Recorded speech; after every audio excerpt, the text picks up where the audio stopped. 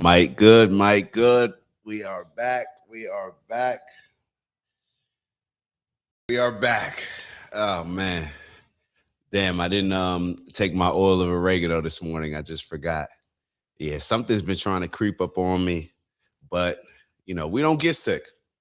We don't get sick. A couple little cough drops here and there, and then we move on. We don't accept sickness. We don't accept sickness. And we only accept the things in our lives that are going to allow us to prosper. Anything else we don't give attention to. So actually, I should flip that, right? Instead of saying we don't accept sickness, I should maybe say we are healthy. That's the energy. That's the energy. So hopefully all y'all had a great weekend. I did. Very enlightening. Spent a very enlightening past week, past couple months. A lot of things have kind of come to fruition for me that I wasn't really expecting, but perhaps I was in different ways. So without further ado, of course, we got to shout out to everybody that's tuned in, that we already had the big bros dropping some wise wisdom for us. So yeah, we got a little bit of an interesting show. I'm sure y'all may have seen the title of the show. Get that out of there. With politics. And let's start off with some quotes, and then we'll move on to what the main topic is going to be for today and the new direction that we may or may not be moving in.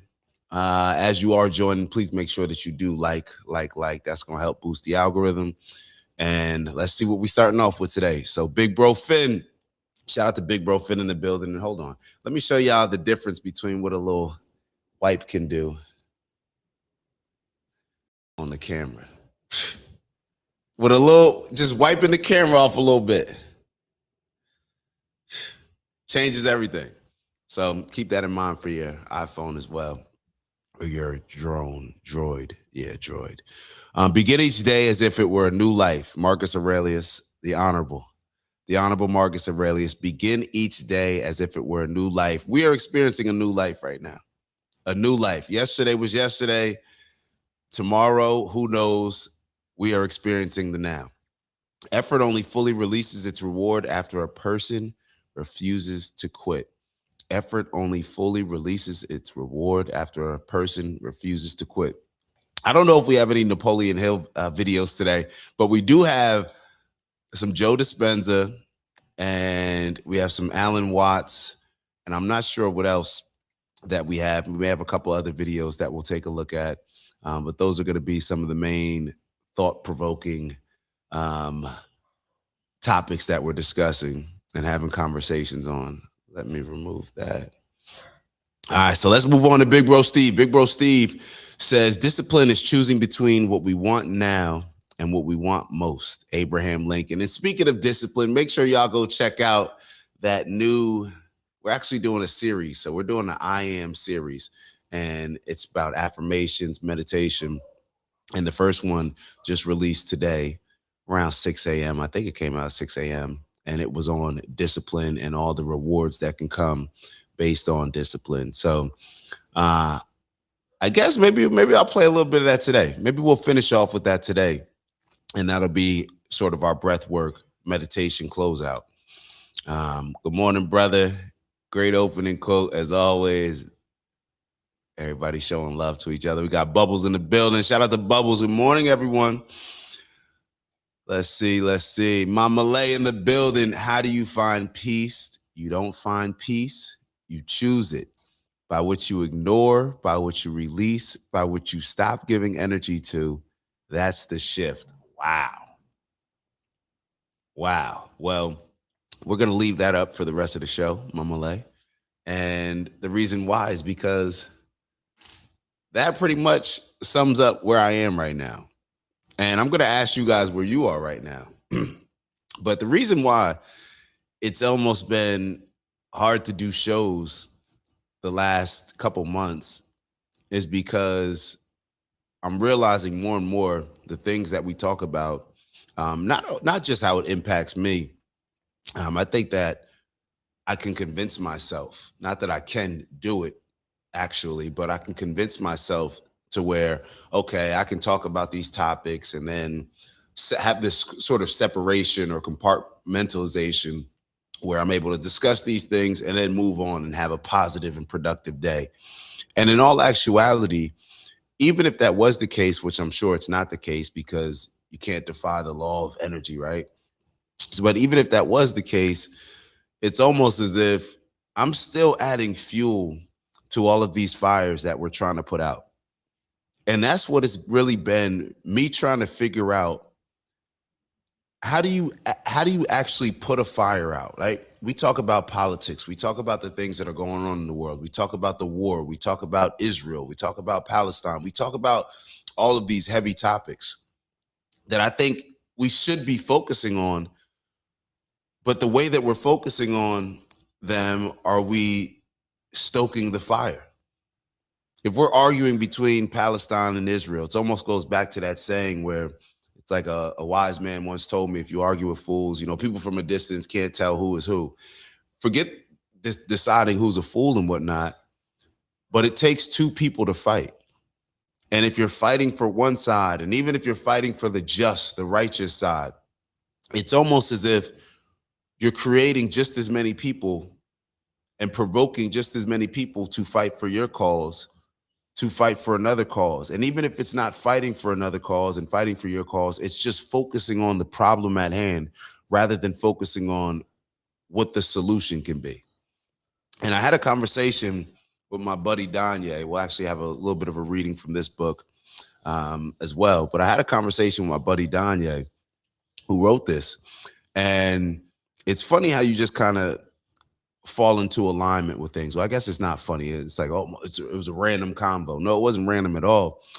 And matter of fact, after reading his book that I had for about a year and a half, maybe about a year and a half, yeah, at least a year, maybe a few months, maybe not so long. I don't want to make it seem like I had his book forever and didn't read it, but I read the first part, finally got through it, and I called him immediately after, and he was actually on this trip. And I was like, yo, hit me when you get back. I want to discuss the book. So he called me and he was saying, like, this is somebody who comes from like the Malcolm X background, school of teaching, who used to be very passionate and outspoken about a lot of the things that I used to be outspoken about, whether it was, white supremacy, how religion has corrupted our minds, how Christianity took over Black people, and like a lot of the things that we still touch on. But he was very passionately into these things. And he hasn't really been discussing them lately. And it's not anything that I, took great notice to. But when we had this conversation over the weekend, he was saying, like, bro, and after I read the book, I said, yo, I get why you're not discussing these things anymore after reading the book. And he's like, yeah, he's like, to be honest, I looked at your show and I didn't want to say anything. Everybody kind of has their own path and takes their own journey. But he was telling me that he thought that I would get to this point eventually, because it's almost as if you realize that you're discussing something and trying to become so much of the solution that you're so passionate about it, or you're focusing on it so much that you're actually adding fuel to the fire and becoming more of the problem. So that's where I am right now. And I don't know if that's part of, what kind of drove me to not do even Knicks reviews, because I actually enjoyed doing Knicks reviews and I enjoy a lot of hearing Knicks perspective on a lot of things. However, it just got to a point where I'm looking around at society, and maybe you all are feeling the same way. You tell me if you're feeling the same way, where everything that I'm consuming, where I couldn't get in the shower without watching a Tucker Carlson clip or feeling like, oh, wait, what am I going to review next? And everything that I was going through in my algorithm, it became very clear that, yo, the thing that I'm fighting against, clearly I'm absorbing. And clearly when I absorb something by me consuming it, that's what I'm going to put out to the rest of the world. And I almost felt like, am I MSNBC compared to Fox? You know what I mean? And what I mean by that is, how MSNBC and CNN, they'll talk about Trump all day, every day, but then say they don't like Trump. but you're talking about Trump all day. MS Now, you're talking about Trump all day, but then you can't stand Trump. You can't stand the conservatives, can't stand the Republicans. And it's the same thing on Fox.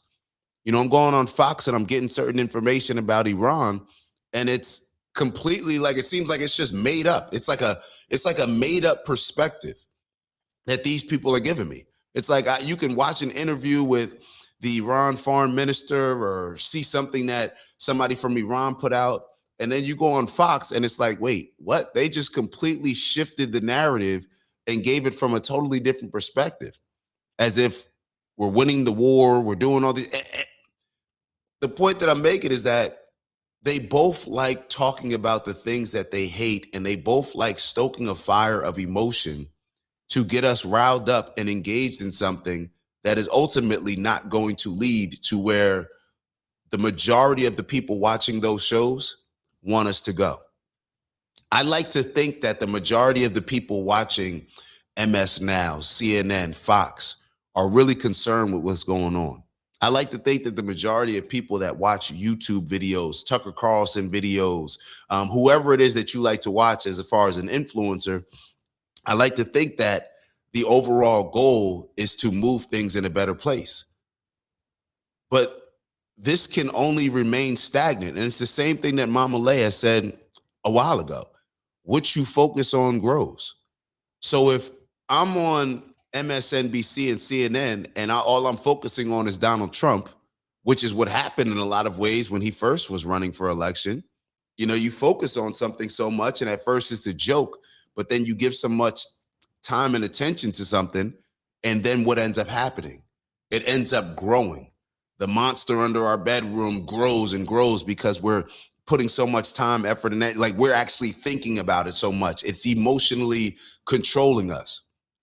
And that's where things have been. So it's like I question whether or not we should even be giving politics this type of effort or this type of attention, and me an effort to try to teach myself and us to kind of learn together about how to approach these things. Does it really matter? Would our time be spent better doing something differently? And the conversation that I was having with Ye was pretty much what I think we all have talked about before, but it's like, yo, there's only one solution to this. It's just people elevating their frequency. That is the only solution to this. We talk about trying to achieve the greater peace and living with purposeful abundance and striving for all these things and what's going to be our personal legend. We talk about all these things, but the majority of all the things that we want to get accomplished only happen by us elevating our frequency. The majority of the things that we see as problems in the world will only get fixed by people elevating their frequency. And by focusing on Donald Trump, or by focusing on Gavin Newsom, or by focusing on Joe Biden or any of these other politicians, can we honestly say that we think that by focusing on them, it's going to elevate our frequency in any aspect, no matter what we're calling out, no matter what we're exposing, us talking about the Epstein files, us talking about Iran, us talking about all, will it elevate our frequency? I think the simple answer to that is no. Now, do we just leave Palestinians to get genocided? Do we just leave what's happening in Lebanon and just say, hey, I can't focus on that? What is the best solution? I don't know. That's where I am stuck. Because it's like you want to speak out on certain things. You want to address certain things. And if you remain silent, can you imagine the type of things that people would be doing when we just think about that region? So these are the hesitations. These are the complications, the things that have been running through my mind that have really been, bothering me to a point where, not bothering me in a negative way, but just bothering me where it's like it's always on my mind. Like it's consumed me. It's like, how do I jump on here and talk about certain things? And even when I think about the upbringing, our upbringing and who we see as heroes, one of the things that Danya and I discussed was, Malcolm X. Y'all know how I feel about Malcolm X. I love Malcolm X. I think Malcolm X, when we talk about discipline and the I am affirmations, when we talk about discipline, to me, Malcolm X's discipline in a lot of ways is what got him killed. He was so disciplined to a cause that others who he valued as gods in ways, especially with the Honorable Elijah Muhammad. Um, I hesitate to say honorable when I say his name, just being honest. But with Elijah Muhammad, because Malcolm X was so disciplined, it's almost like he automatically violated that rule of outshining his master, right? In a lot of ways. And when I think about Malcolm X and the things that Malcolm X focused on, what did a lot of these leaders focus on? Well, white supremacy, this and that, and all these different things. And I don't think that Malcolm X was wrong. I don't think that he was wrong in the things that he was saying. I don't believe that. But what I am saying is that when you focus on something so much, you give it so much power to the point where if you weren't giving it that much power, would we be in a better place? Is us talking about white supremacy so much, and this is actually a place where I have gotten beyond, because I talk to y'all all the time, and actually got into I was on an hour and a half conversation with a buddy of mine who I hadn't spoken to him since like college, like had a real conversation with him. And he started DMing me some weird stuff, like some passive aggressive stuff. And I responded cool at first, but then it was like he was talking about Trump, and he's like a Kamala Harris guy, or he's not a Kamala Harris guy, but he's the type of guy, I'll just be honest. He told me that he was an RFK guy, but then he voted for Kamala Harris because, and y'all don't know him, so it doesn't matter. He voted for Kamala Harris because his wife would be upset with him if he didn't. So we're having a long conversation about these things. And this is just another thing that I'm talking about, as far as that led me in this new direction, as far as being going away from discussing politics. So we're having a long conversation about these things, and he's telling me, yeah, I think you're using your platform the wrong way and all these other things. And I'm like, yo, so what do you think your solution is? Of course, he didn't have one. And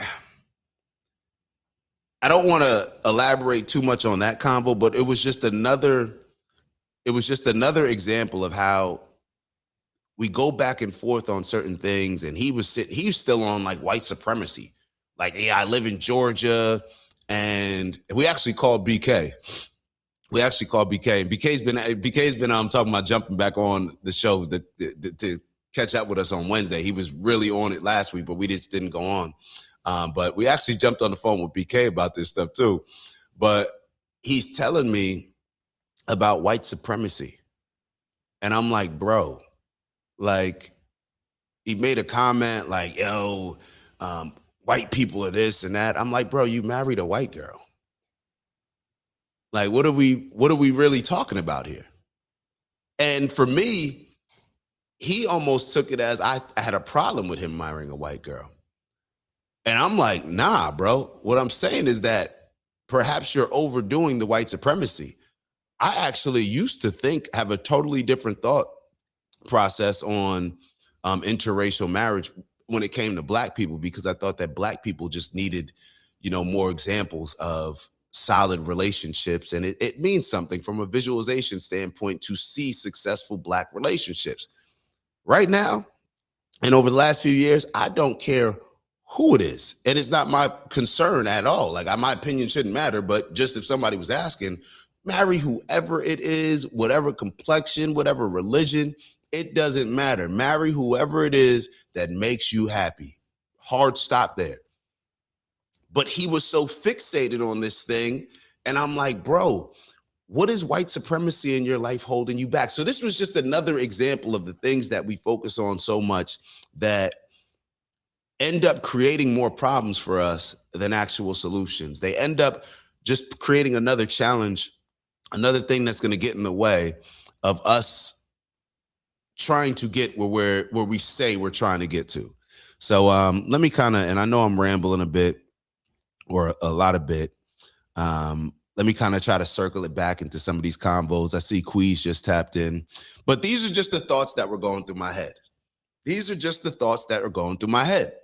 And it almost reminded me of the relationship combos. Like for those that used to watch the show years ago, y'all know I used to focus on relationships a lot.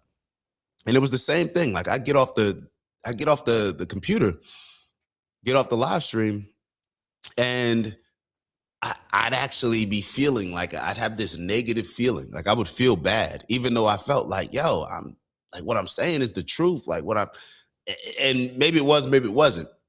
But it wasn't that I thought that I was saying something wrong, but I still felt like terrible afterwards. And maybe this is something similar because we're talking about a lot of low vibrational things. Politics is probably one of the most low vibrational things that we can talk about. So why do we think that we're going to be able to talk about something that's so low vibrational, but then acknowledge that the key and answer to everything that we want to bring about in this world, to bring to fruition, is on a high frequency? It just didn't make any sense to me. All we're discussing is low vibrational things. Now we can sit here and act as if, and maybe this is the case.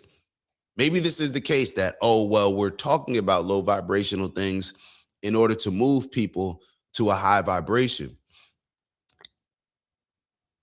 The way that we're talking about low vibrational things, does it actually make you want to move beyond it and move to a higher vibration, or does it make you actually more emotionally engaged into the argument at hand of us versus them, Democrats versus Republicans, white versus black, man versus woman, all these different things? Does it make you lean into what you already are and what you already think? Or does it make you see a different perspective and come together with somebody else? I don't know.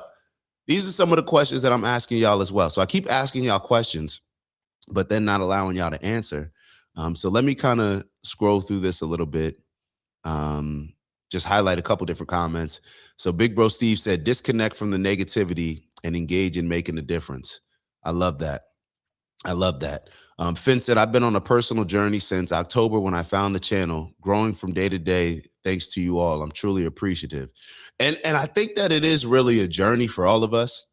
I think that we're realizing a lot of this where even Mama Lay put, I don't embrace politics, government, news, any of it. I barely watch TV and haven't watched the news in decades. I haven't watched the news probably, like I've made a decision to not watch a lot of these things and I'll show y'all my algorithm actually. And I just had to pull back because I'm like, yo, this is like the emotions that are coming about based on me discussing these things. If they're making me feel at a low vibrational point, low frequency, then clearly that's what I'm giving off. And even when you make somebody feel good about having a lot of these conversations, all you're doing is making them feel more that their position is right. It's not actually making anything better. It's just, yeah, see, I agree. I think the same way. And I have those feelings when I look at other people. If I listen to a Dave Smith, if I listen to various people, Tucker Carlson at times, if I listen to Nick at times, if I listen to even certain things, listen to Mehdi Hassan at times, Mehdi's a little bit, yeah. But the point that I'm trying to make is that even if I agree with these people, it doesn't make me feel better. It truly doesn't. And if we are truly about what Finn just wrote, elevating on purpose, it's not just on actual purpose as far as what is my purpose in life, but a lot of that means what we always finish off the show as far as the intention surrounding it. We have to be very intentional with these things. And discussing the same things that everybody else is discussing and just being another news source and an opinion source on the news, I don't think that that's going to get us to the place that we truly want to get to. I just don't. So Big Bro Finn said, balance. You have to have a healthy balance. I refuse to remain silent as I refuse to be complicit. And that's the back and forth. That's the back and forth. And I think and if when we take a step back and look at it from a strategy standpoint, if the strategy, let's say, for instance, like some of the things that we speak about the most, I can't just sit back and not have an opinion on Israel and Palestine, on what Israel's doing in that region, on what America's doing in that region. I can't sit back and not have an opinion on these things. However, moving on to Mama Lay's point, it's when Mama Lay says, I decided last week I'm not engaging in what they're trying to keep us distracted, is the best strategy to pick a side, which I actually think, and if there is a righteous side, I know that we're on the righteous side of this. When I say I know, I mean I really know this in my heart, that it's us calling certain things out. Hey, I don't like genocides. We shouldn't do those things. I know that I'm on the righteous side of that. Is that the best strategy to actually stop it? I don't know. I don't know. I don't know. And these are the thoughts that go through my head. And this is why I've always landed on discussing these things, because I've had these thoughts before. And let me kind of share this with you. The reason why I've always landed back on having these conversations is because I'm like, okay, let's say that, like, where does the healing need to come? The healing seems to be, if we're calling out, let's say specifically with Israel's doing with Palestine, the healing needs to come in Israel's case, right? Let's say that we need to figure out a way to heal Bibi Netanyahu from doing some of the extreme things. That's where the healing needs to take place. Is anything that we're doing contributing to that? Or is it just making people stand firmer in their current beliefs? Now, I think that a lot of people are being woken up. I think that we play a lot of videos of rabbis that are out here using their voice, speaking on these things. Israel, we just saw tens of thousands of people in the streets that were calling for Bibi Netanyahu to step down and to no longer be in power, all these different things. So it's hard for me to say that speaking on them is not helping at all, because it's exposing certain things. But I don't know if there's a better way to go about it. And even when you think about some of the atrocities that have occurred, I'm 100% on the Haitian side of things, where no, you don't wait for Abraham Lincoln to decide that slavery's over. We're going to decide that slavery's over. Y'all hear me say it all the time. I think slavery was a choice. It wasn't a good options to choose between, but it's a choice. It's a choice. Now, if death isn't on the table for you and you're not willing to risk your life, then I can see how you could say that that's not a choice. But it's a choice. So how do I sit here and say you shouldn't respond and you shouldn't react or you shouldn't discuss these things, when I look at that type of situation and I'm like, no, you need to fight for everything that you want to happen. You need to be fighting for it. It's just really when I think about the type of spiritual revolution and type of healing that we need, or that I believe that we need, I'm not sure how to accomplish it. I'm really not. I'm not sure how to accomplish it. Big Bro Steve said the powers that be are spending all this time and energy to derail our peace for a reason. If we disconnect from the noise and direct our attention to leading with love, we win. And maybe based on what you just said, Big Bro, maybe the answer is to sit down with some buddies of mine and say, hey, we're calling for, we see this as this is going wrong. This is very bad what's occurring, this genocide that we believe is occurring. So maybe the answer is to sit down with my Jewish friends, and instead of approaching it from a standpoint like I think, or that would be natural for me to approach it with, to just say like, yo, this is wrong, this is messed up, like y'all are bugging, like this has to stop, like you're committing a genocide. I don't know if there's a different approach that you can have when it comes to that, to be able to have that type of conversation. But I don't know. Like I'm thinking about even in my personal lives, like, I've reached out to certain friends that I have who probably see what things that I post. Some of my Jewish brothers, reached out to one in particular, maybe last week, and I didn't get a response. I wasn't surprised, but I didn't get a response. And neither here nor there. And I know I'm kind of throwing a bunch of ideas your way because I don't know what the answer is to all this. And shout out to Krista in the building. I don't know what the answer is to all this.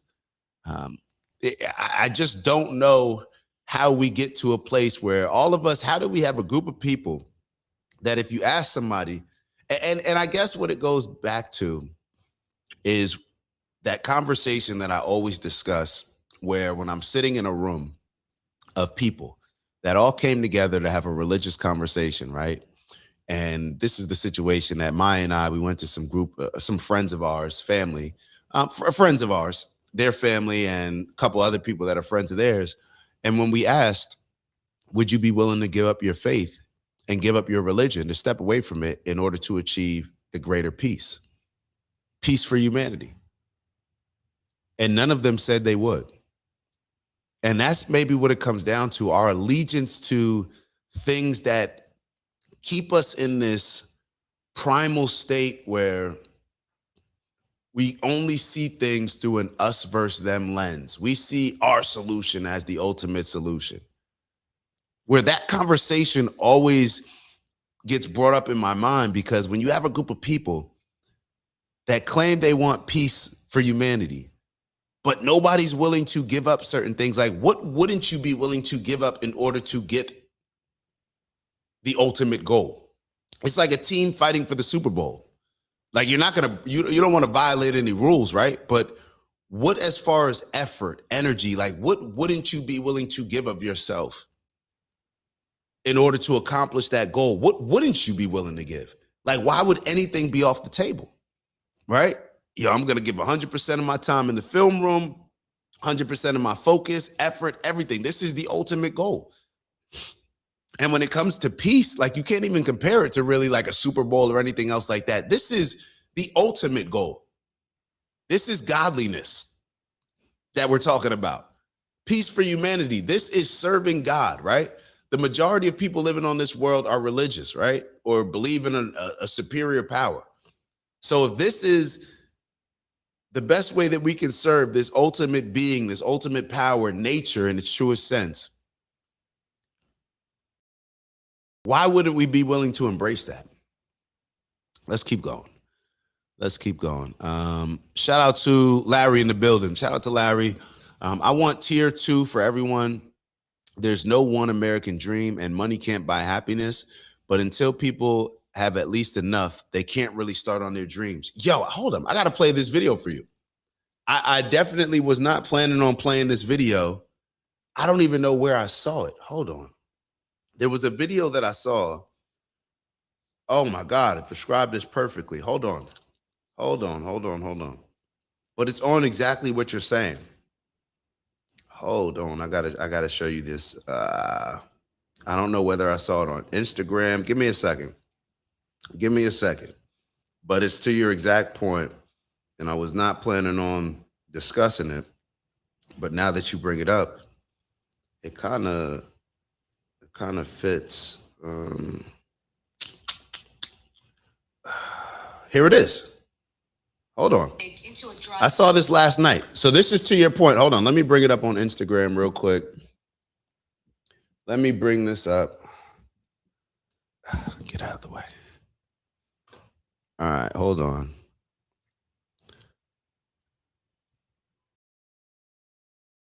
And I want to talk about this because I do think that it it's to your point as far as like even from a resource standpoint, there's no one American dream and money can't buy happiness. But until people have at least enough, they can't really start on their dreams. I think this is part of the tactic. I think we all are aware of this in different ways, whether we pay attention to it a lot or we don't. That's what creates the us versus them mentality, limited resources, people at the top. Let me just play the video. I don't need to talk about it. I'm just going to play the video that I saw. Let's see. All right, I'll be over here. एक किसान ने एक मरा हुआ सुअर सूखे कुएं में फेंक दिया। थोड़ी देर में 70 से 80 चूहे उसे खाने के लिए कुएं में कूद पड़े। शुरुआत में सब कुछ आसान लगा, खाना था तो सब टूट पड़े। लेकिन खाने के बाद उन्हें एहसास हुआ कि कुएं की दीवारें इतनी ऊंची और खड़ी हैं कि वहां से Is this in a different language than it was, or was I just sleeping and translated this? बाहर निकलना नामुमकिन है। Hold on. धीरे धीरे खाना खत्म हो गया, भूख बढ़ी और वही कुआं नरक बन गया। जिंदा रहने के जंग में चूहे एक Hold up. Am I tripping? Soon after, 70 to 80 rats jumped into the well to eat it. In the beginning, everything. Why is my Instagram in Spanish? Hold on.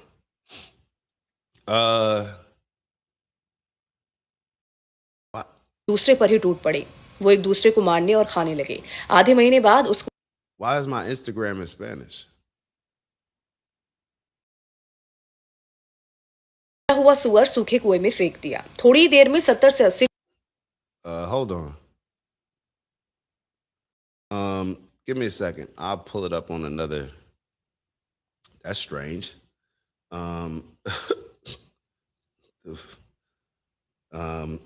Yeah, that was interesting. Let me try to pull it up on this other page. I don't know why it's in Spanish on here, but it's in English on my phone. Let's see if we can pull it up on here.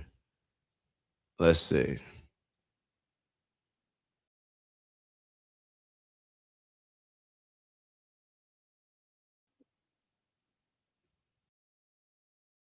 I am so confused. Like, just so y'all are aware, y'all don't think I'm like playing around. A farmer threw a dead pig into a dry well. Soon after, 70 to 80 rats jumped into the well to eat it.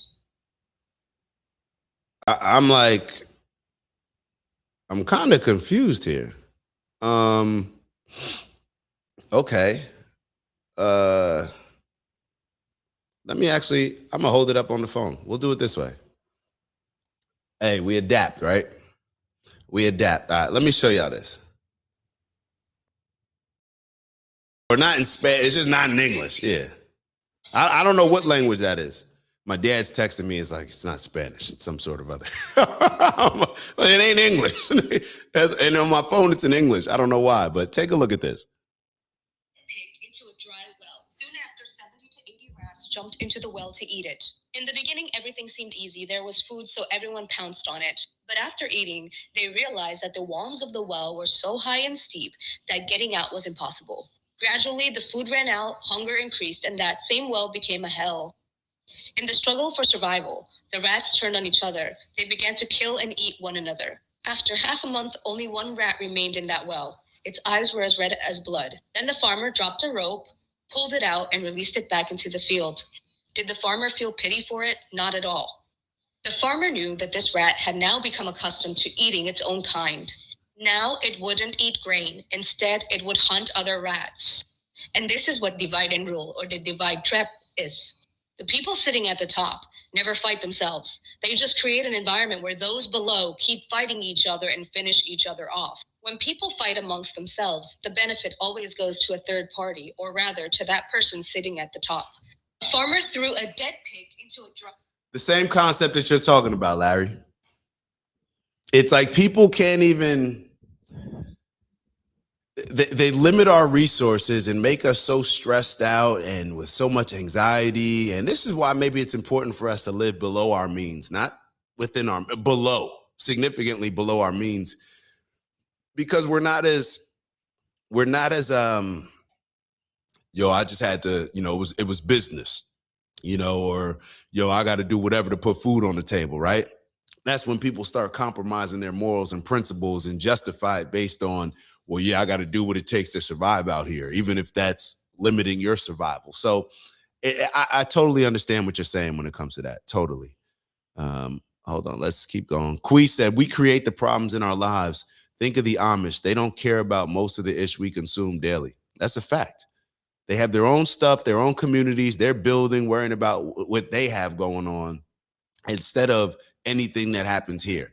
Now, it still goes back to do we not address some of the things that are happening in other areas or to other people?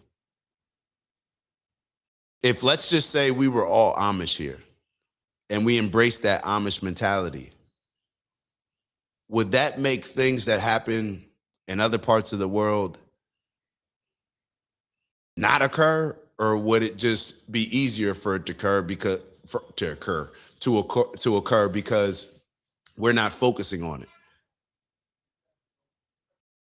I don't know. Or maybe it's a combination of both. Maybe it's not ignoring it, but maybe it's just I don't know. Like it sounds so, and this is where it sounds a bit a bit clownish in ways. Just when I'm talking to myself, it's like, okay, yeah, there's a genocide happening, but I'm going to send them some good energy. I'm going to send some good energy their way. You know what I mean? Like, oh, like somebody died. Oh, my condolences. I'll send some good energy your family's way. I mean, okay, is that really making a difference? You know, if I'm over here getting killed and there's a genocide happening on my life, am I supposed to just sit here and just thank people for thanks for the good energy? Like I don't know. I don't know. But this is what we're figuring out together. This is what we're figuring out together. Mama Lay said, I've thought about the Amish a lot lately. All right. Oh my God, I'm so behind on these. All right, so hold on.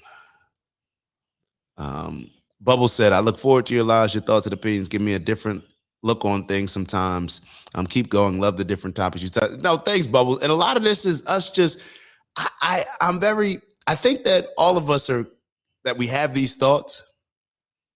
I think that a lot of them, like even what Krista said, I've had to stop with these political podcasts too. It's been making me feel angry and sad. TYT has got to be the worst for my soul. It's brought me further from God and his word as well.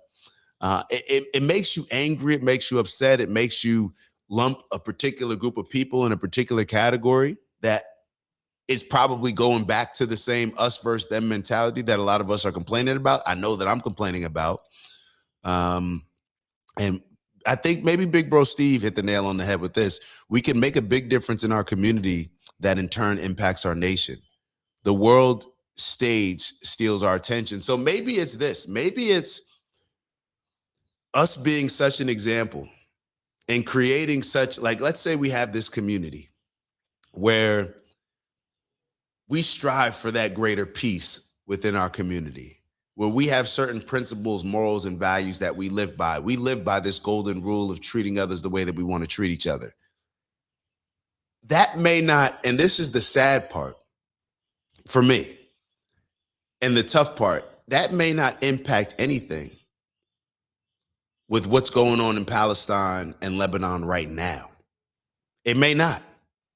It may be something that is a long-term type of solution to a problem, but based on that being a long-term solution, what happens in that meantime, we may just have to say, like, is it possible for us to say? But I feel like us always addressing what happens right now in the short term and us playing the now game, it's almost preventing us from having any type of long-term success. So it's almost as if we got to pick and choose at this point, because I do agree with you, big bro.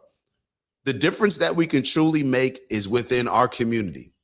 And when that just continues to grow and expand, now it may not expand to what's all the way over here. It may take a while.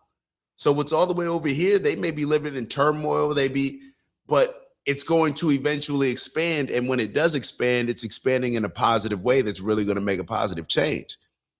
That's how I would like to think about it. But I just don't know if I don't know if I have it in me, even from a selfish standpoint, to let's say that it's beyond our our years. Let's say it's beyond our lifespan. Can we go to our graves and say, yeah, I never stood up for A, B, and C happening because I just thought that this approach that we're leaning into, I think that that's the best approach, even though I may never even get to see the results of those actions. I don't know. Even from a selfish standpoint, I don't know if that would be okay. It's almost like I'd rather just fight now and just pat myself on the back for fighting. That's how I look at it. That's how I look at it. All right, let's keep it moving. Hold on. Oh, Glay is in the building. Yo, that's crazy. We were just talking about you, Glay. Ego keeps us stuck. I agree. And all right, so this is something that a lot of us, and I think I have a video on this. Hold on. I think I have a video on this. Well, there's the beginning of a video that I wanna focus on and share with you all. All right, so I'm gonna take a look at that video, but it's based on what you're saying, Mama Lay. And it's, for me, it's all about feeling good. That's what raises your frequency. Do you know that probably for a very long time, not even probably for a very long time, I never cared. I tried to remove feelings. And just say, nah, forget the feelings. We just need to get to we need to accomplish the things that we need to accomplish, get to these goals and all that feeling stuff. Feelings don't determine whether or not I need to wake up and do the things that I'm doing every day in order to get closer to my goals. But I was wrong. And I'm listening to all these books that I've already, and they're talking about concepts that I've already read. When you read like Neville Goddard, hopefully I'm pronouncing that correctly, or Joe Dispenza, The Power of the Subconscious Mind, or Think and Grow Rich by Napoleon Hill, all these books are talking about the same thing, the secret. It's the more we can embrace something emotionally and knowing and expecting certain results to happen, right? Using our emotions to bring, matter of fact, there's a Joe Dispenza clip that I'm gonna show y'all when it comes to emotions. So take a look at this clip. And then we'll get into some of these other clips that I wanted to share with you all. Take a look at this one. Share this tab instead. The brain, the more high functioning it is, the greater the signal.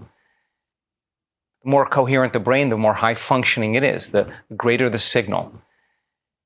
And it turns out that you have to feel the emotion of the future before it happens, because the emotion is the energy that's going to drive your body to that end, cause and effect, waiting for your healing to feel gratitude, waiting for your abundance to feel worthy or successful, waiting for your relationship to feel love, the old model of reality of cause and effect. The new model of reality is causing an effect. Causing an effect. Yeah, the moment you feel gratitude, your healing begins. Wow. The moment you're empowered and you're worthy, you're stepping or generating abundance, you're stepping towards your success. Now, the moment you're in love with yourself and in love with life and you see beauty in all things, it's natural that you'll attract an equal. So that's causing an effect, right? And so all you need is a clear intention and an elevated emotion. Mm-hmm. And when you combine that clear intention and elevated emotion, just like when a person is remembering the past and feeling the emotion, if you start holding the intention and you feel the emotion, the stronger the emotion you feel, the more you remember the vision, and you can begin to remember your future. The more coherent. If emotions and feelings if feelings are the most powerful emotion, I don't know if that's how we would say it, but emotions are very powerful. Emotions are typically the things that impact all of our decisions. When it comes to sales, one of the first lessons that I learned in sales was, do people buy on logic or emotion? People buy on emotion. People make decisions based on emotions. There's a lot of people locked up right now for decisions that they made based on emotions. And there's a lot of people that are very successful right now based on them being able to control their emotions. That's what 100% believe. However, we've been conditioned in a way where, let's take a look at the first couple minutes of this, where I don't know if it's going to directly align, but it goes to your point, Mama Lay, as far as like feeling good. Like I never, like to me, that was almost in a lot of ways like a sucker way of looking at things. Like, bro, man, forget your feelings. Like, it doesn't matter what your feelings are. And I was missing it. Feelings are the most important thing. And what I mean by that, I mean, because it's the most, how can I put it? It's the heaviest and most intentional and powerful way of projecting something out to the universe. And what do we always talk about? Those projections that we put out are ultimately like radio signals to bring certain things back to us that align. So take a look at this. We're going to only just look at a couple minutes of this. A buddy of mine sent it to me, and it's called The Satisfying Death of Hustle Culture. We've been convinced for a very long time, I know I have, right? No pain, no gain. That you have to have pain. So that's why that's kind of was the feeling around not embracing emotions and stuff like that, and how I feel, and not allowing feelings to play a role in whether or not I woke up and got an extra workout in. You know, like here my goal is, let's put it, my goal is to play in the NFL. Half the time, way more than half the time, I don't feel like working out. I don't feel like going to these workouts or anything like that, but I still do it. I go and do it, even though I'm upset. And I'm just like, whatever. And I power through, and I can, change my mindset to at least be into it enough to have a positive outlook on it. Cool.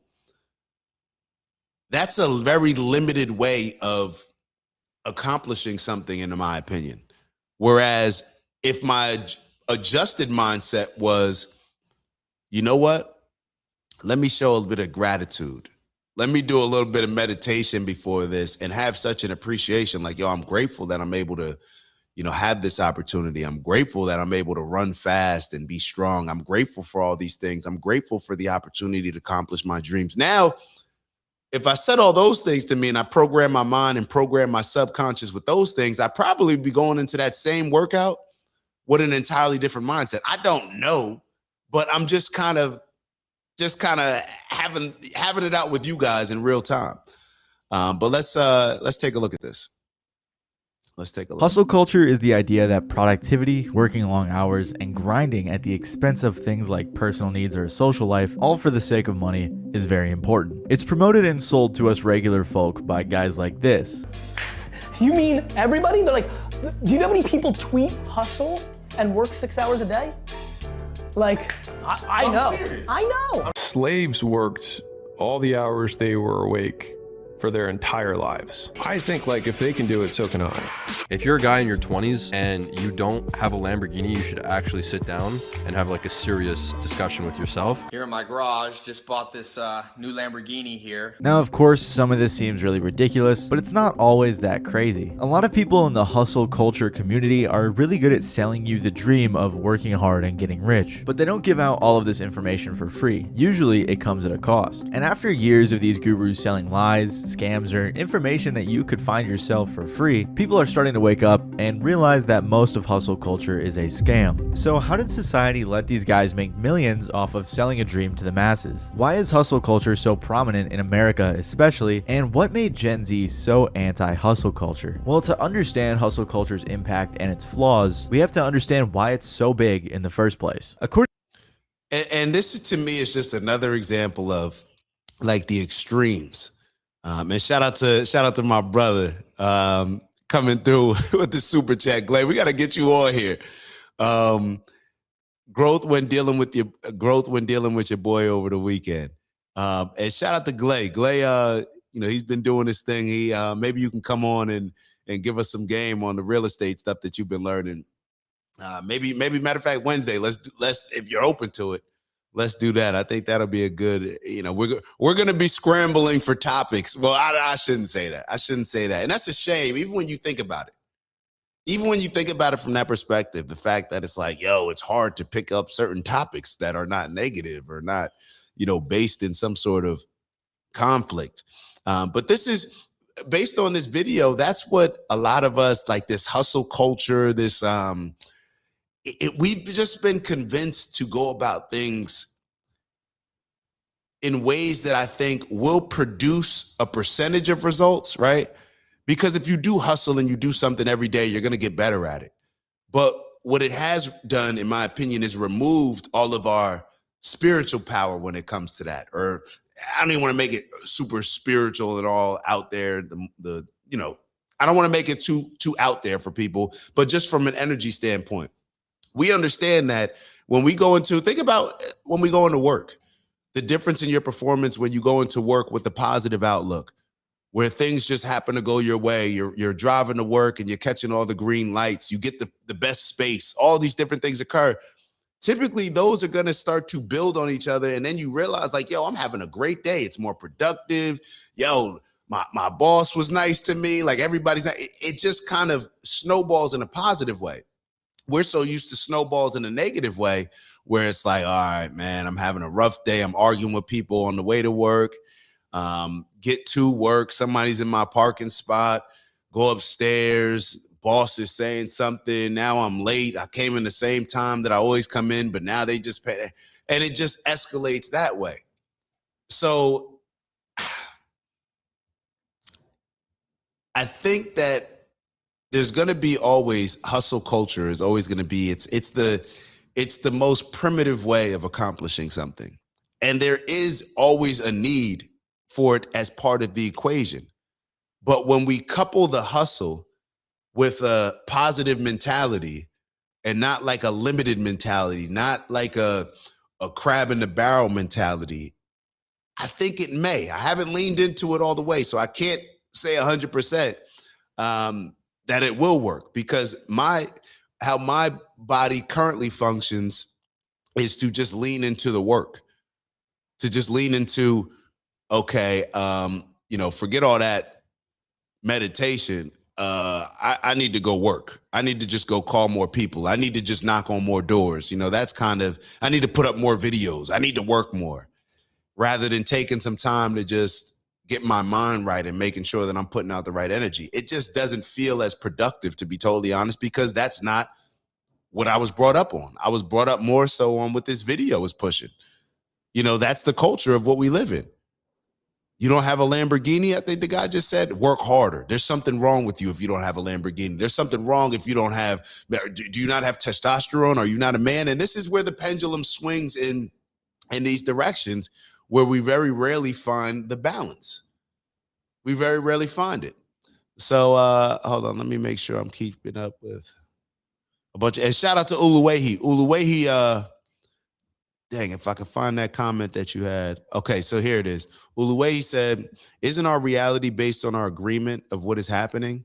We suffer because we think we should be suffering. And that's exactly what this video is discussing. We think that we need to go through some sort of pain. We've been conditioned that you have to go through a painful process in order to find something positive on the other end. That's just how we've been conditioned. So I don't know how that impacts our outlook on war, or how that impacts our outlook on different issues that are occurring throughout the world. I don't know.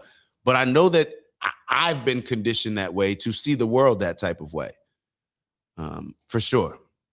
And shout out to Big Bro Steve wrote, I think the best use of our time is to get ourselves right, lead our family with intention, then work our way to our community.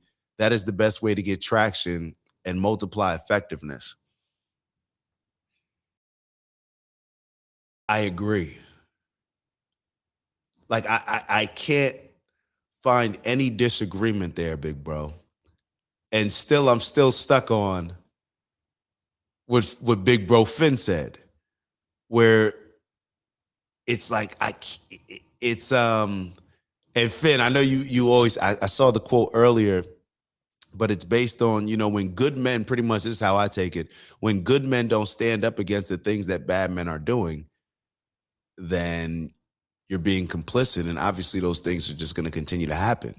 So we're going to figure something out.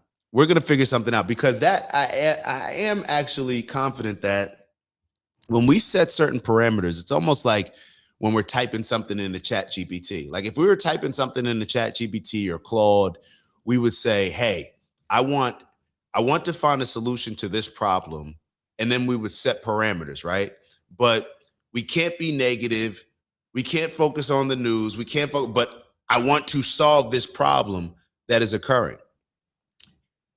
ChatGPT may give us an answer that we weren't thinking about. And I think within our minds, we can do the same things. I think that if we set certain parameters of, hey, this is the problem that exists for me. I can't see any sort of solution that doesn't just directly confront these issues, discuss them on a platform, and try to grow this platform to have more of these conversations, to push and put pressure on people to do the right thing, to live more morally sound, right? If we put certain parameters of saying, hey, we can't focus on or what would a solution be if we didn't focus on these things? If we weren't talking politics, what's the solution to solving the problems that politics causes without discussing politics every day? I don't know what those solutions are, but I am confident that if a group of us get together and we form sort of a mastermind, which is we're all trying to figure out solutions, and we realize that, okay, discussing politics all the time, that's adding too much fuel to the fire. That's doing what they want. So therefore, how do we solve that problem of standing up against the atrocities that are occurring throughout the world while also not feeding into the system in a way that escalates the problems that are happening? You get what I'm saying? Hopefully I'm saying that in a way that makes sense. Let's see. Let me keep moving. I'm gonna try to catch up. I know I'm behind. We are definitely in a word condition. That's their plan, in a world. Yeah. So I guess this is the question, Mama Lay. How much has been solved by focusing on it? And this is the thing. And maybe and Mama Lay, just to be totally honest with you, maybe this is the ego of man, but it's very hard for a man or very hard for, I think, let me kind of rephrase this. I don't know what's hard for every single man, but I think I can say with confidence, and fellas, y'all can let me know as well if this is how you feel, and ladies, maybe you can chime in too. But in ways, I think it's different with the way that men are wired. And it's very hard to just sit back while you see something unfair happening to somebody and to not address it in the most direct way that you can. Now, it's not direct or practical for us to just say, all right, well, we're just going to go over to Iran and just, make peace. Or we just going to go talk to Bibi Netanyahu and be like, nah, bro, you on timeout. Go sit over there in the corner. Like, you're bugging. That may not be practical. Now, what is practical? What does that word even mean? Like, as far as it pertaining to this situation, because I don't know that we've ever had a practical solution, or I don't know if anything has ever worked. I don't know if anything has ever worked. Now, if we were able to get one thing that I guarantee, or that I feel very confident that would work, and maybe this is one of the reasons that, we were drawn to doing more of the meditations and the affirmations, is that, can you imagine that if every single person, let's say if each of us grabbed one person a day, let's say we meditated every day, and every day the goal was to get one more person into the meditation. Eventually, I believe that would spread and bring about a whole bunch of positivity. But do we have time? How many people would die in the meantime?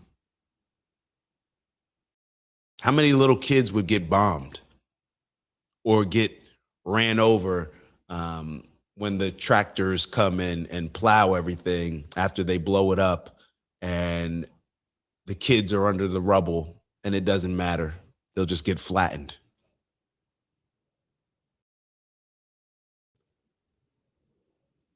Evil has done a tremendous job of marketing, advertising, controlling the environment. Evil has done a tremendous job, and we have to figure out a way to focus on whatever the opposite of evil is. We have to figure out how to approach this situation with a certain level of godliness to solve this problem, because evil is working. Evil is working. Evil is constantly trying to figure out or thinking about. There's a mastermind on that side too, of people getting together and pushing those things. There's a mastermind. We'll just have them arguing about it on podcasts while we're going to do the things that we're doing anyway. So it doesn't really matter. Nobody's going to stop us. They'll just talk shit on podcast. like pretty much, right? I mean, what else does it come down to? Let's move on to a couple other videos. No need to really watch the rest of that video. I think the overall concept was that I think people are moving away from this hustle culture. At least it's being called out in certain ways where I think the alternative is going to be more so understanding, how we're programming our subconscious and how we're creating a lot of the lives, or how we can create the life that we want to live without just, you need to be working 12 to 14 hours a day, every single day in order to accomplish it.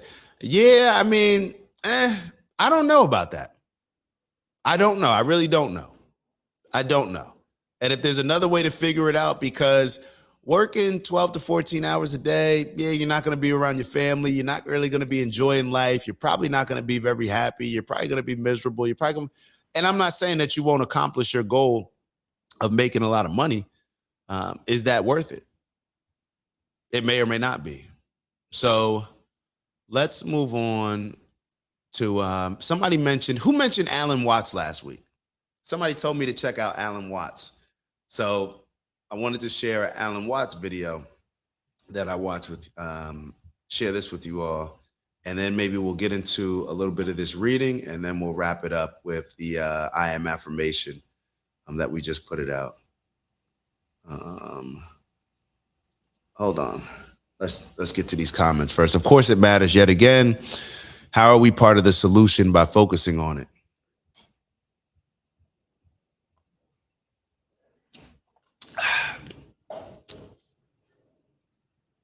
To me, it's and the sports analogies don't always hold up, and I understand that.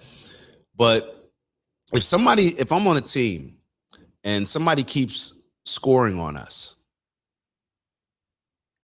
do I ignore that? Or do I say, nah, coach, I got him, and I'm going to be the one covering him, tackling him, and when you hit him in his chin, it's going to slow him down a bit?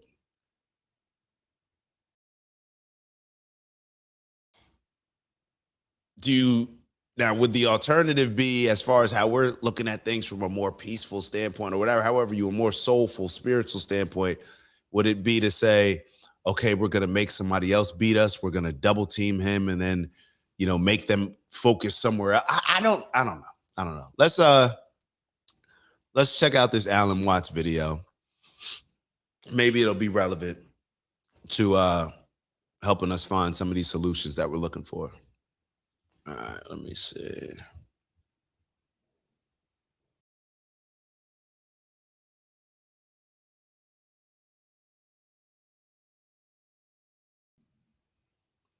Hold on, Mama Lay responded.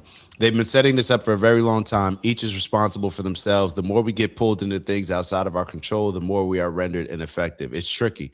It really is. And why? Because emotions. Why? Because I feel for those Palestinians.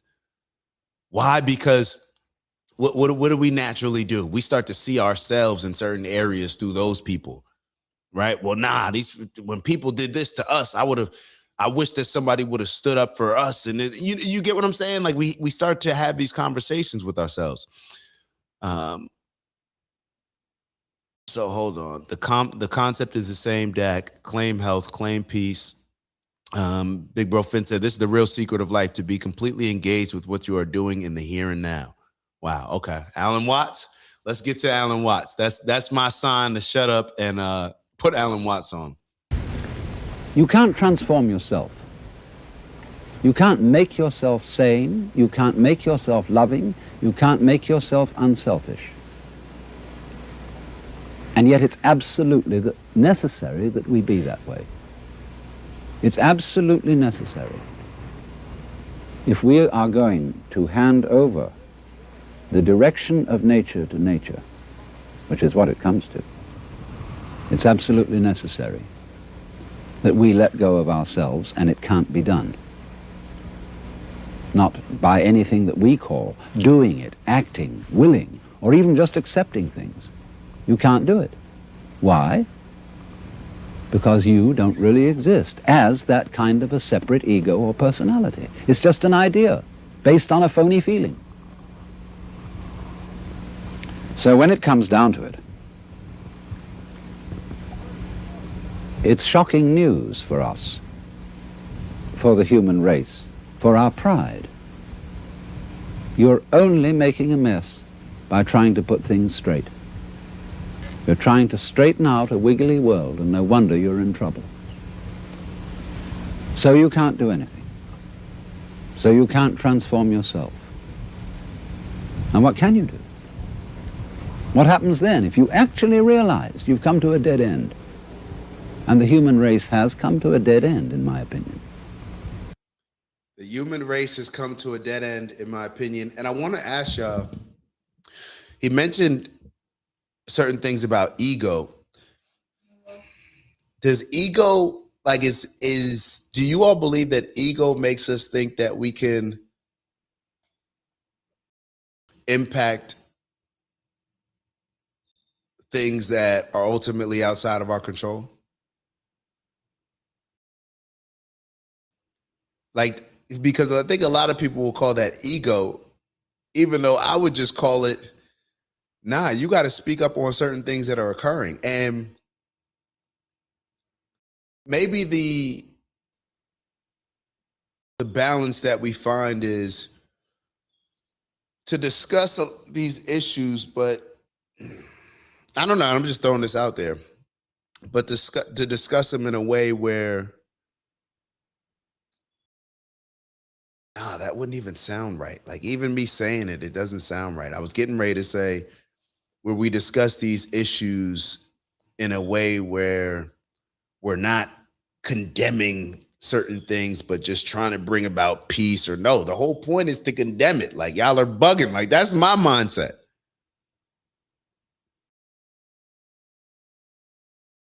That is my mindset. But is my ego inflated to think that we can bring about and make a difference by having the conversation on this show with, it just jumped from 9 to 21 people in the building. Now, I wouldn't say that, like, whether it's ego or not, it's hard for me to think that you can't eventually make a difference, because all of these other people that we look up to as far as influencers and people that have become significant, like very big. I mentioned Malcolm X earlier, Alan Watts. Alan Watts didn't just wake up one day and he was Alan Watts. I'm assuming that he put out a lot of work. Joe Dispenza didn't just wake up and he's Joe Dispenza. You know, Napoleon Hill,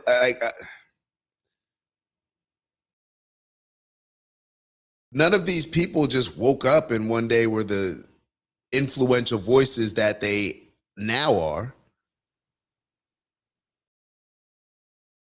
But it just makes you wonder. Let's keep going. What then? Commit suicide? Or is there something else?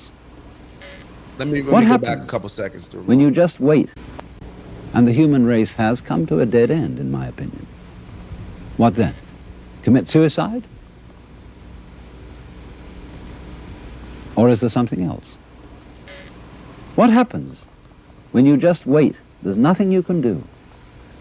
You watch. And all you see is what goes on that is happening of itself. You're breathing, the wind is blowing, the trees are waving, your blood is circulating, your nerves are tingling. It's all going on of itself. But you know, that's you. That's the real you. The you that goes on of itself. It's not the symbol. It's not the person. It's you that's happening, as when you breathe. Yes, you can get the feeling that I am breathing by shoving your breath, but your breath goes on day in and day out without your doing anything about it or even thinking of it. The same way your brain is functioning without your forcing it. So when you come to a dead end, and we are individually and socially now in 1971 at a dead end, this is the moment of which it is said man's extremity is God's opportunity. Because I want to go back and hear what he said. He said man's extremity. And I actually have a question. And I think we've asked this question before. And it's not to put anybody.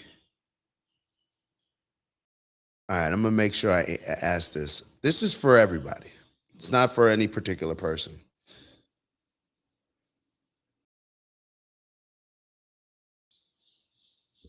If calling these things out and having the discussion around saying this is wrong, genocide is wrong, we need to address these things, and discussing some of the things that we see occurring in politics,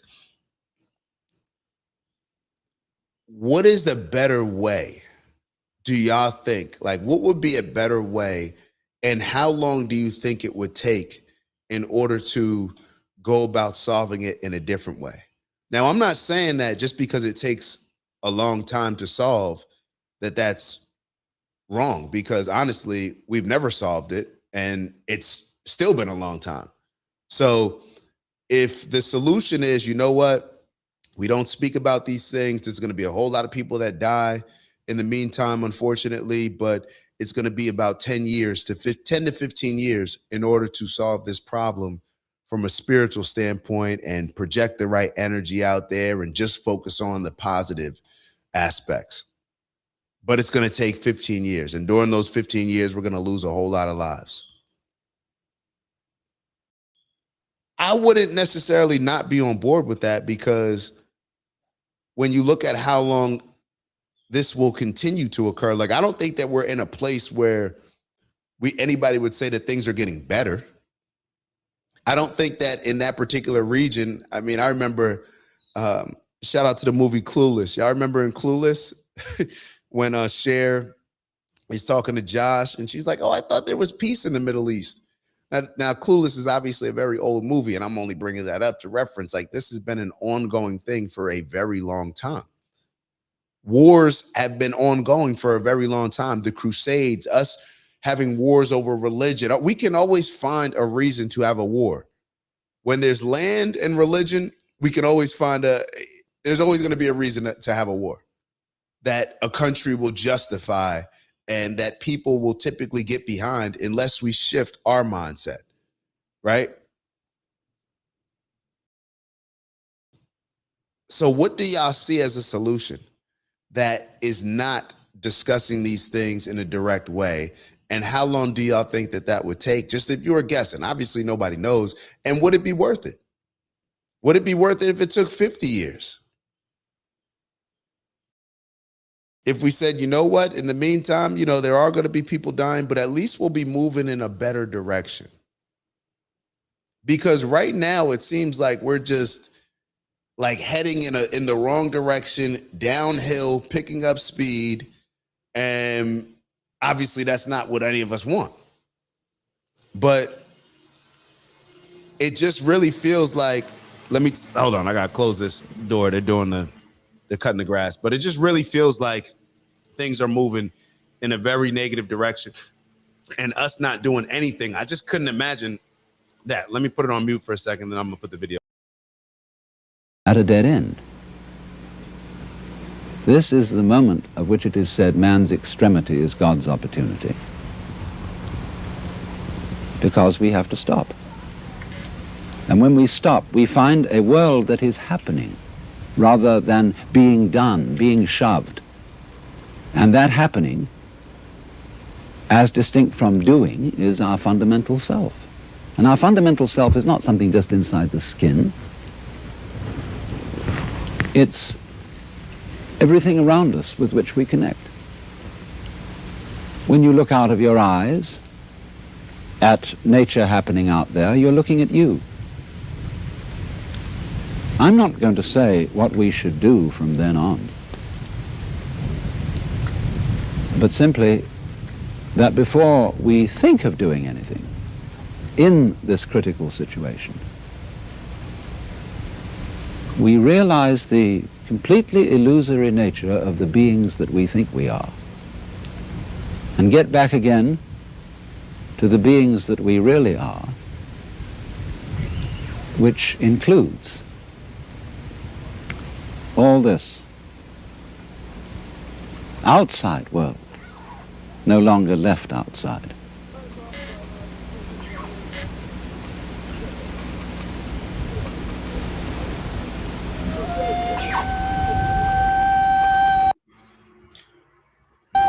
You want to play the rest of the music? And maybe one of the biggest challenges, and a lot of y'all thought that I was going to come back and still be on mute because I muted it, but I forgot to take it off mute. Now I want extra credit for putting my name on the test, right? Right, that's what. But maybe a lot of it is me, and I'm just going to focus on me when I say this is.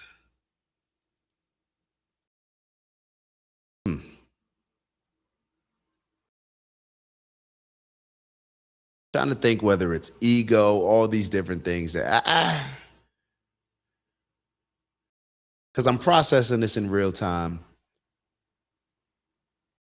And I'm really just not, it's very hard for me to think that the solution is like, isn't that what a man does? You see a problem, you solve a problem. But perhaps the way that we've just been conditioned to solve those problems is in such a man way, a man nature, that's what prevents us from having a more godly type of nature with all this stuff. Because this is not maybe we can't solve this problem by looking at it just through man's eyes. And maybe we don't realize that because we're so conditioned to see how things can escalate and snowball in negative ways, right? We see how negativity can spread fast. We all acknowledge that. Negativity can spread very fast, but we just don't have that many examples of how positivity can spread very fast. So maybe that's, the more we understand that, then the more we can look at being positive, maybe being positive and only focusing on the solutions, only focusing on non-negative things, not feeding into the BS. Maybe that is the most courageous thing that we can do. Maybe that's the most militant approach, even though the other one feeds our ego. Because why? Because there's pushback. When we're engaged in a fight for something, we feel like we're actually accomplishing something. Maybe that goes back to that video that we were watching earlier as far as the pain, right? We feel like if we're engaged in something that we're fighting against, then we're actually doing more, rather than it just doesn't feel like we're doing enough when we're just sitting back saying, I'm sending good energy your way. I'm being peaceful within self, and spreading that around my family, my community. And that's the most courageous thing that I can do right now, or that's the most revolutionary thing that I can do right now. We spoke the other day about Professor Zhang, right? And how Professor Zhang said that the most revolutionary thing that we can do is read a book. Read a book doesn't sound like going over there and stopping a war from occurring. You know what I mean? Reading a book doesn't feel like going over there and protecting my family with guns and protecting my land with guns. It doesn't feel as revolutionary. But maybe that is the most revolutionary thing that we can do. So I want to touch on this point. I don't think that we covered this this part of this book, but I just wanted to read a couple passages from the book, really just 2 pages, and then we'll move on. And we may have touched on some of this before, but this is about the law of vibration. And it says that the law of vibration governs vibrational frequency. Everything in the entire universe has a vibrational frequency, including human beings. Even those things that are not visible to the human eye, such as thoughts, have a vibrational frequency. But just because you can't see it doesn't mean it isn't real. The only difference between vibrational frequency that is not visible to the human eye and vibration that is visible is the speed at which it is vibrating. Something that is vibrating at a slow rate becomes dense matter, and it is visible to the human eye. As the rate of speed of vibration increases, it becomes invisible to the human eye, but is still very real. The law of vibration is the single most important universal law as it pertains to becoming a deliberate creator, right? Creating the world that we want to see for ourselves, for our loved ones, but creating our own world. Let's just focus on self right now. When we're trying to become a deliberate creator, to live life intentionally and to create intentionally, it's saying that Danye's saying that the law of vibration is the single most important universal law. Right? It's the ancient secret that is still misunderstood by students of the art. To become the deliberate creator you desire to be, you must first acknowledge that we live in a vibrational universe. You must accept your vibrational reality as your actual reality because it is the precursor to your physical reality. When you think a thought, whether it be positive or negative, it is instantly created in your vibrational reality. That creation has either a low or high vibrational frequency. Things that have low vibrational frequencies are things that you don't want. Things that have a high vibrational frequency are the things that you do want and desire. Goals, dreams, and wishes are examples of high vibrational thoughts. Love, appreciation, and happiness are examples of high vibrational emotions. Failure, undesired outcomes, fear, sadness, and anger are examples of low vibrational thoughts and emotions. Every human being has either a low or high vibrational frequency. If you have a low vibrational frequency, you will only attract unto you that which has a low vibrational frequency. If you have a high vibrational frequency, you will only attract unto you that which has a high vibrational frequency. Seems pretty straightforward. Those who can understand the law of vibration have stumbled upon a scepter of power that reaches far beyond the limited imagination of finite minds. It seems very simple. And I think if we take microcosms of our life, or in just different situations that we've experienced, we probably would agree. We probably would agree. However, if somebody's doing something wrong, let's say that they're, you know, how they say, like, you roll around in the mud with somebody and you got to get dirty. If we see an atrocity occurring in the mud, how do we solve that atrocity without rolling around in the mud?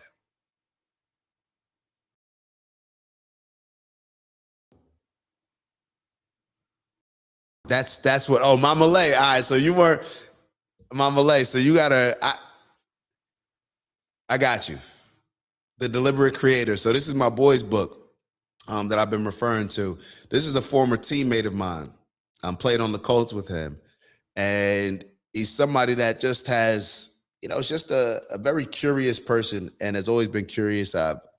He's been into history. This isn't the first book. I don't think this is the first book that he's written, but he's an artist. He's a music artist, actually one of my favorite rappers. Yeah, his name is Danye Kamal. And yeah, you sent me a book, so I'll gladly send this one in return. Man, there goes Finn Knows. That's dope. That's dope. Yeah. So, all right, let's actually wrap this up with a video that I put up, if it's okay with y'all, instead of doing the normal breath work that we would do. And I think Big Bro Finn already checked it out, but it's something that you can listen to more than once. But let's take a look at this video that I put up. I wanted to show y'all a little bit of the things that are on my algorithm. But instead of doing that, matter of fact, let me show y'all this. This is why. Let me show y'all very quickly. So this is my algorithm on this is YouTube. So this is just the YouTube homepage. So in this part of Argentina, everyone is super horny. We got, of course, the sex sells, the distraction of sports, right? We got Dean and Adrian Broner, who that's a different conversation. And then, of course, us wanting to have a whole bunch of money, be rich, got more sports. What else do we have? Drama of entertainers, Kylie Jenner. Cardi B crashes out as Beyonce. We got an issue with Lil Baby. Got the religious aspect in there where somebody seems to be going crazy or raiding a Scientology building. We got Los Angeles, Figueroa Street. I believe this is about prostitutes. This is just my algorithm. This is just my algorithm. So we got the UFO stuff. We got sex on the first date. This is the happiest country on earth, but the real truth will shock you. Who knows what that's going to be? We do got a couple discipline videos. See, I have been adjusted it slightly. We got this. We got Joe Dispenza here. It's just, it's very hard to, we got a fight here with Kalani and a Karen. More sex selling, I guess. It's just, these are the things that I do watch. So I watch a lot of these videos just for tranquility and all that stuff. But you got the anti-Semite conversation. You got some music song that I like that probably, is definitely low vibrational. And people out there shopping, and it's just, yeah, y'all see it. And then let's go on X. Let's see what X my algorithm is. So maybe we all need to do like a algorithm audit. Maybe we all should do that. I definitely need to. It's Ted Cruz. Ted Cruz. It's stocks. It's, oh my God. I haven't gone down this yet. So it's Laura Loomer and Candace Owens going back and forth. It's politics, goofy politics. It's Netanyahu. It's the Holocaust. It's Mark Levin. How am I supposed to have a positive day? It's Naftali Bennett, who says the U.S. could face another. My apologies. Y'all get the point, though. All right, so let's transfer the energy a bit. Let's transfer the energy, and let me find what I would like to show y'all. Let's see. I believe it's on the OG network. All right, let me pull this up real quick. So this is a series, remember. It's a series of our I Am meditation. The first one is I Am Discipline. Who knows what the next one's going to be? But we're going to be putting these out. We'll have 7 over the next 10 days for sure. So the series will be over the next 10 days. Just affirmations. So let's share the screen here. And let's start. So this is what we have instead of our breath work. So if everybody can get into a safe place, or wherever it is that you can just kind of, even if you're at work, maybe kind of just have some time for yourself. And actually, I forget, I give the directions in here. So don't worry, I'm just going to press play.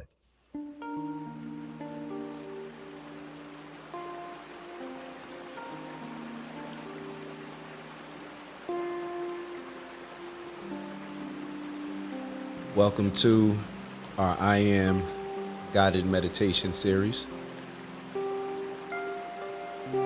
Our first guided meditation is focusing on discipline and the things that discipline can provide.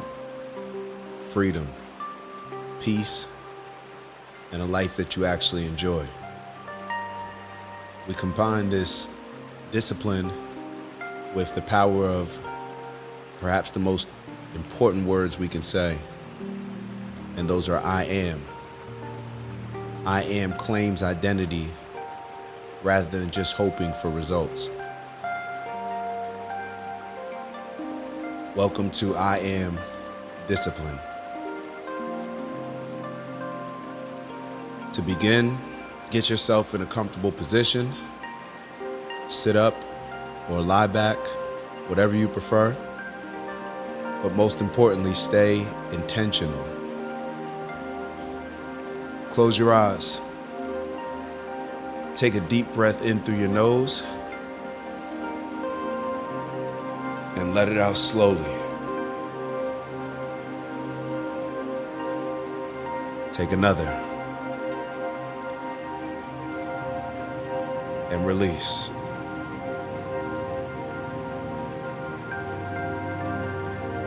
Let's slow everything down. Right now, there's nothing else you need to do, nowhere else you need to be.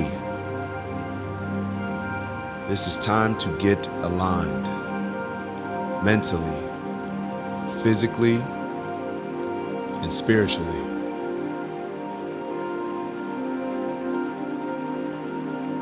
Bring your attention to your breath. Inhale slow and controlled. Exhale fully. Again, inhale and exhale. You control your breath, and when you control your breath, you control your state. And when you control your state, you start to control your life. Let your shoulders drop. Relax your jaw, your neck, your chest. Release tension. You're not here to escape. You're here to reset and take command. Everything in your life starts with identity. Not your circumstances, not your past, not what didn't work before, but who you decide to be determines how you think. How you think determines how you act, and how you act determines what you become. So right now, we make a decision. We stop reacting and we start directing. And we get clear on something most people misunderstand. Discipline is not punishment. Discipline is direction. And direction creates clarity. Clarity creates confidence. And confidence creates a life that actually feels good to live. We've all been programmed to believe that growth only comes through pain. That no pain, no gain is the only path. But that's incomplete. Real discipline gives you something. It gives you control. It gives you peace of mind. It gives you freedom. Repeat after me. I am in control of my thoughts. I am disciplined in my actions. I am focused on what matters. I am not distracted by what doesn't serve me. I am becoming who I need to be to achieve the life I want. I am not waiting to feel ready. I am deciding who I am. I am disciplined, and that discipline creates freedom. I am disciplined, and that discipline brings me peace. I'm not here to suffer my way through life. I am here to build a life that works for me. I am not chasing pain. I am building strength, clarity, and stability. I am disciplined in my habits so I can enjoy my life at a higher level. I am disciplined with my time so I can move without stress. I am disciplined with my mind so I can think clearly and act with confidence. I am raising my standard. I'm expecting more from myself. I am doing what needs to be done, whether I feel like it or not. I am consistent. I show up daily. I follow through. I trust myself because I take action. I am not controlled by emotion. I use emotion as fuel. I am not a victim of my environment. I shape my environment. I am building something meaningful. I am building discipline. I am building confidence. I am building freedom. I understand this. Discipline is not taking from me. It is giving to me. It is giving me structure. It is giving me clarity. It is giving me control. I am building a life that feels right. I am building a life that I am proud of. I am aligned with my goals. I am aligned with my purpose. I am moving forward every single day. Now you see it. See the version of you that has already stepped into this identity. The discipline is there. The focus is there. The confidence is there. But notice something. This version of you is not stressed. This version of you is not overwhelmed. This version of you is calm, clear, in control, because discipline removed the chaos. Discipline removed the guesswork. Discipline created structure. And that structure created freedom. See how you move, how you think, how you carry yourself. That version of you is not separate from you. That's you making decisions daily. That's you showing up consistently. And you're stepping into that right now. Take a deep breath in and let it out slowly. Bring your awareness back to your body, back to where you are. Understand this. You don't need more motivation. You need alignment. And discipline is what creates that alignment. Not so you can suffer, but so you can live better, think clearer, move stronger, and actually enjoy the life you're building. When you're ready, open your eyes and move with intention. And throughout the day, remind yourself that you are and will become more of whatever it is that you declare after those two words, I am.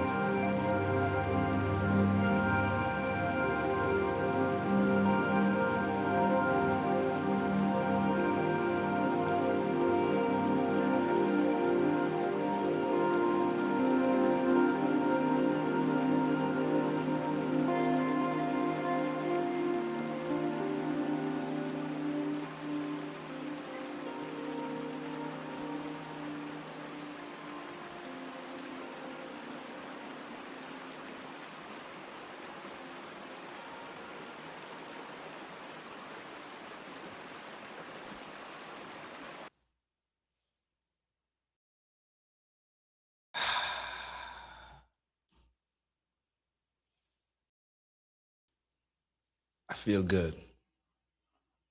I feel good. Wow, big bro. The meditation videos. All right, well, we're going to keep them coming. We're going to keep them coming. And yeah, we're not just going to sit back. We're going to be active. Whatever it is that we're doing, y'all know we're going to be proactive with it. So we're just all looking for solutions. We're all looking to bring the world within ourselves and obviously what projects outward in a better place. So y'all know what we're here to do. Elevate on purpose, both from an intentional standpoint, raising our standards, right? Raising our standards and always being open to new solutions that may be more aligned with those standards and more effective in various ways. So it's still going to require us to have a level of discipline to embrace whatever role it is that we're playing and to lead within that role. So it's still a lot of the same principles, but just figuring out different ways of going about solving a problem in perhaps more practical, meaningful, and effective ways. So strength and honor, onward and upward. Let's get to that bag. So that bag may change. I don't know if that bag changed. I think for me right now, it's still the same. We'll see. I don't know. Sometimes I feel like I say different things, but yeah, the bag is the bag. For all those that don't understand what the bag is, it's all the things that we're doing throughout the day, throughout the week, throughout the month that are ultimately going to add up to what's our impact on this world? What is our personal legend if we are referencing The Alchemist? What are we going to contribute towards? That's really what it comes down to. So the things that I like to focus on are peace, love, happiness, health, wealth, and everything we do, integrity. And shout out to Glabo, who always adds us and reminds us to add a bit of that perspective sprinkle on whatever it is that we're focusing on. So